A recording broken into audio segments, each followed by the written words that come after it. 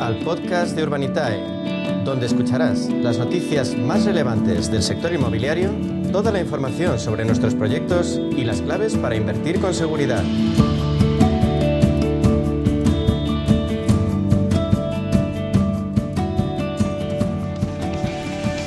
Una y 18 minutos de la tarde abrimos, como cada semana, nuestro espacio de inversión inmobiliaria con Urbanitae. Ya nos acompaña en los estudios José María Gómez Acebo, director de Relaciones Institucionales de Urbanitae, de clientes institucionales de Urbanitae. Bienvenido, José María, ¿cómo estamos? ¿Qué tal? Muy bien. Bien hallado, ¿qué tal? Muchas gracias, muy bien. ¿Sube la temperatura?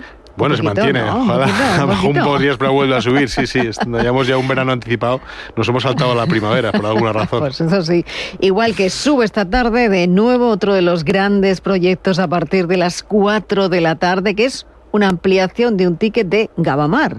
Correcto, hicimos un primer ticket, el promotor tenía previsto coinvertir con otros inversores que participaban en la operación, pero en vista del éxito que tuvo la primera llamada de capital, que era de 3 millones, le pedimos llegar hasta los 5 millones, que por regulación es el máximo que podemos levantar por proyecto, y nos lo ha autorizado, así que vamos a levantar otros 2 millones más. Es el mismo proyecto de la semana pasada, es una promoción de 38 viviendas en Barcelona, en primera línea de mar, relativamente cerca del aeropuerto.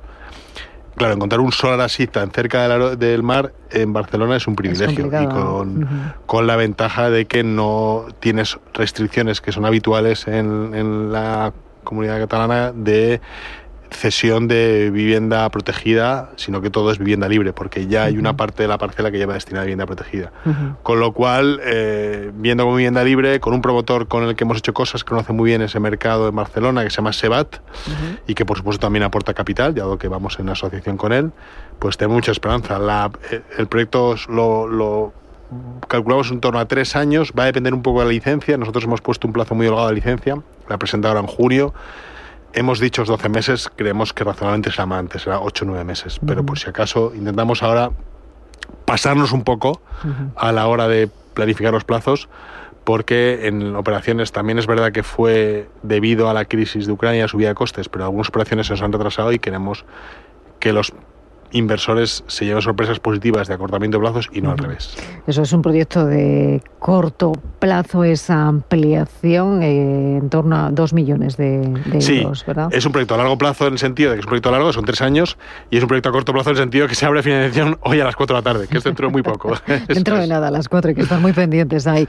Bueno, vamos a hablar también de esos dos que son actualidad, José María, porque vamos a hablar del precio de la vivienda, que crece casi un 12,2% anual en este primer trimestre del año. Bueno, ya estamos casi, te iba a decir, en el segundo trimestre estamos esperando casi esos nuevos datos, pero es verdad que es el mayor incremento en los últimos 18 años, y dado ese ritmo de subida es mucho mayor que el crecimiento salarial. ¿Qué puede ocurrir con la demanda de viviendas si se puede estancar a medio plazo, por ejemplo? ¿Qué puede ocurrir? Porque hablamos de la situación de la bajada de tipos, de todo lo que puede afectar, y también evidentemente ese crecimiento salarial.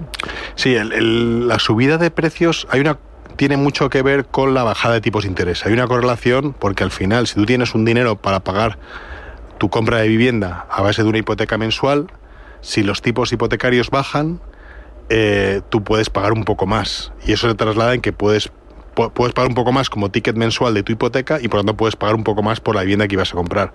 Entonces, esa correlación se ve. Muchas veces hemos hablado nosotros de que no es que hubiera demanda, es que no había demanda solvente. Si bajas los tipos, hay más demanda solvente, porque hay un poco menos de esfuerzo para pagar la misma cantidad, dado que los tipos, con lo que la mayor parte de los compradores financian sus compras, han bajado un poco. Pero es un recorrido que puede mantenerse el tiempo. Nosotros creemos y confiamos en que no.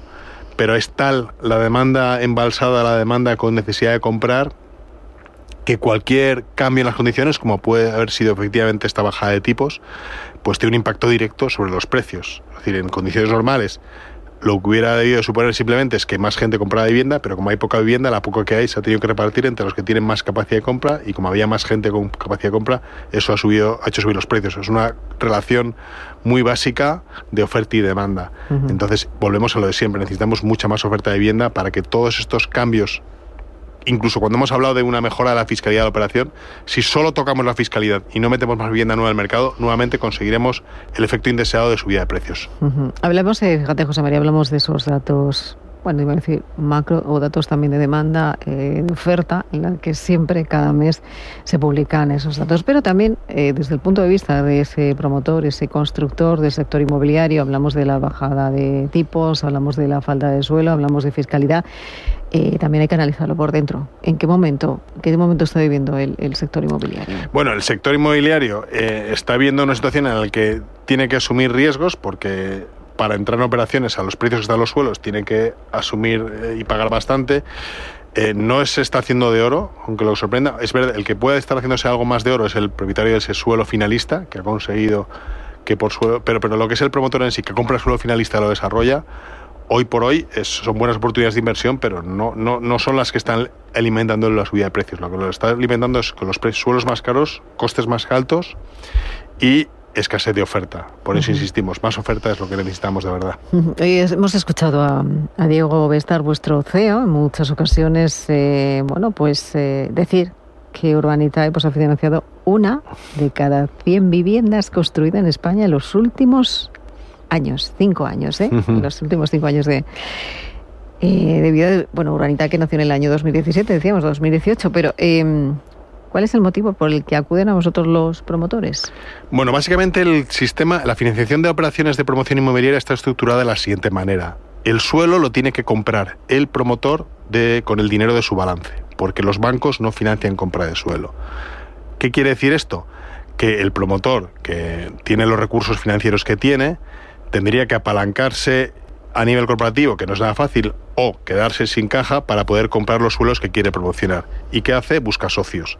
Esos socios han sido tradicionalmente familias de la zona que tenían capacidad financiera para apoyarle, y desde que surgió Urbanitae es un agente, primero, que es capaz de encontrar esas familias, pero es cada más capaz de entender muy muy bien el proyecto, estructurarlo bien y ofrecerlo con mejor conocimiento de causa y convirtiéndolo una inversión aventurada que haría una familia que no tuviera ninguna experiencia en invertir, en algo que está muy analizado, muy estudiado y bien estructurado para conseguir que el retorno sea lo más seguro posible. Ese papel lo estamos cumpliendo y estamos siendo ese proveedor de financiación que el mercado necesariamente pide y que no encuentra, porque la verdad es que no hay muchos operadores en el mercado que ofrezcan capital en forma de equity para operaciones. En deuda sí, hay más gente que te puede hacer un préstamo alternativo, pero la parte mollar, que es la parte necesaria para comprar el suelo, la parte de equity, Urbanitae es de los pocos operadores que lo hace porque tiene esa capacidad de entender muy bien el proyecto y analizar sus riesgos para poder ofrecérselo a sus inversores, porque obviamente son operaciones con un poco más de riesgo. Evidentemente, nacisteis en un momento importante para el sector, habéis caminado durante estos años. ¿Con cuántos proyectos hayáis podido financiar en estos Pues por años? encima de los 2 centenares, de 200 proyectos y por toda España, es decir, que no, y ya incluso en Portugal, en Francia, pero por toda España quiere decir que hemos estado desde el País Vasco, Cataluña, Valencia, Andalucía, Castilla-Mancha, Castilla-León, todas las, Madrid, por supuesto. Es decir, ahí no hemos sido selectivos, es decir, voy a trabajar solo en Costa del Sol, voy a trabajar solo en Madrid, no. Trabajamos allí donde hay proyectos rentables. Nos importa mucho más que el proyecto sea rentable que la ubicación en sí. Hablando de la innovación dentro de la inversión inmobiliaria, en Urbanitae habéis diseñado un tipo de proyecto que combina lo mejor de la deuda y también del equity. ¿Cómo funciona la TIR preferente? Es muy buena pregunta. La TIR preferente es una forma de estructurar las operaciones que hemos ido introduciendo paulatinamente con el fin de garantizar que los plazos se cumplen. Hemos tenido una época en que los plazos se han retrasado, probablemente porque la guerra ucraniana provocó una distorsión en las cadenas de suministro y la subida de precios que afectó a todas las obras, pero creemos que también nuestros inversores nos transmitían que los proyectos se estaban retrasando, y recogiendo un poco el guante, lo que nos sentamos es al promotor y le decimos: oye, tú te crees el proyecto, es tu proyecto, tú vas a gestionarlo, está bien, pero yo, hasta que yo no saque la TIR que he prometido a mis promotores, a mis inversores, perdón, tú no recibes nada de tu capital que aportas. Y luego el acceso te puedo dejar que te lleves algo más. Quiero decir que, por ejemplo, en el proyecto que hicimos hace poco en Oporto, en oficinas, ¿no? Sí. Exigíamos nosotros sacar un 15% de TIR, 15% anual, quiere decir un proyecto de 3 años, antes de que el promotor pudiera recibir nada del capital que ponía en torno a 8 millones de euros. En el otro proyecto que hemos hecho en el Higuerón, en este caso era un 12% de TIR preferente, pero luego nos llevamos parte más del exceso. Pero siempre decimos, oye, cuando se acabe el proyecto, pagamos al banco, queda un dinero en caja, ¿dónde va ese dinero? Primero, a pagar el capital que han aportado los inversores con una rentabilidad determinada, 15% TIR. Luego, tu promotor recuperas el capital tuyo y alcanzas esa misma rentabilidad. Y ya del exceso, pues a lo mejor te dejo que te lleves un poquito más. Esa es la TIR preferente. Bueno, pues ahí aprendiendo, José María, contigo. Y pendientes esta tarde aprendiendo de este nuevo proyecto, de esta ampliación de Gavamar, del que estaremos muy atentos a partir de las 4 de la tarde. Pues ahí estaremos. Correcto, ¿no? Hay que entrar en Urbanitae, para aquellos que siempre decimos que no hayan entrado, darse de alta. Urbanitae.com, darse de alta, registrarse simplemente con el correo electrónico y a partir de ahí... Hay que echar un vistazo. Hay que echar un vistazo porque damos toda la información de forma exhaustiva. Plan de negocio, planos, etcétera. Pues gracias, José María, una semana más. Un placer, como Igualmente. siempre. Hasta luego, adiós.